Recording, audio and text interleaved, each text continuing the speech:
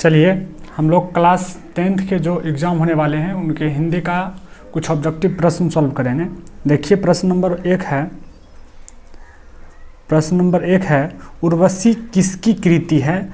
तो उर्वशी जो है वो दिनकर जी की कृति है।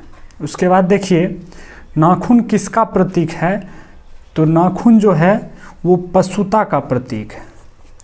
पंडित बिरजू महाराज का जन्म कहाँ हुआ था? तो पंडित बिरजू महाराज का जन्म लखनऊ में हुआ था, याद रखेंगे आप लोग। उसके बाद देखिए जो बहुत बोलता हो उसको वाचाल कहते हैं।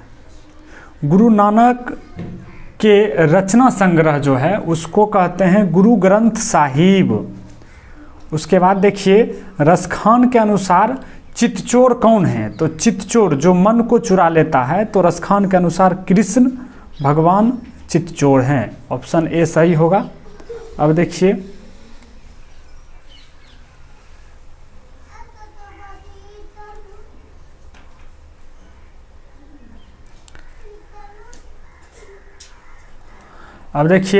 ला शत्रुज क्या है? तो ला शत्रुज ईसाई मठ है, आप लोग ध्यान रखिएगा।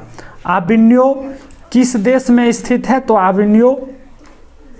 आबिन्यो जो है वो फ्रांस में स्थित है। मगम्मा को अपनी बहू से किसको लेकर विवाद होता था? तो पोता को लेकर के विवाद होता था।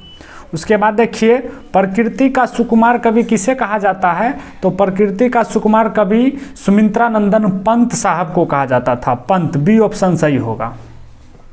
उसके बाद देखिए अगला प्रश्न है मगम्मा क्या करती थी? तो मगम्मा दही बेचती थी। कहानी का नाम ही है दही वाली मगम्मा। उसके बाद देखिए मुंडा किस देश की जाति है? तो मुंडा भारत देश की जाति है। झारखंड में बिरसा मुंडा, वहाँ के मुख्यमंत्री हुए थे अर्जुन मुंडा। तो मुंडा कहाँ की जाति है? तो भारत की। बिरजू महाराज किस शैली के नर्तक हैं? तो कथक शैली के नर्तक हैं बिरजू महाराज। अब देखिए हाथ मलना मुहावरे का सही अर्थ क्या है? तो हाथ मलना मुहावरे का सही अर्थ है पछताना। उसके बाद देखिए अगला प्रश्न आबिन्यो पाठ के लेखक हैं, कौन हैं? तो अशोक वाजपेयी जी हैं आबिन्यो पाठ के लेखक। वाणी विष के समान हो जाता है कब? जब लोग राम नाम नहीं लेते हैं। राम नाम के बिना वाणी विष के समान हो जाता है। Option number A. जो ईश्वर में विश्वास करता है उसको आस्तिक कहते हैं। प्लेटो और कांट महान दार्शनिक थे। निम्न में कौन प्राचीनतम भाषा है? सबसे पुरानी भाषा? तो संस्कृत सबसे पुरानी भाषा है।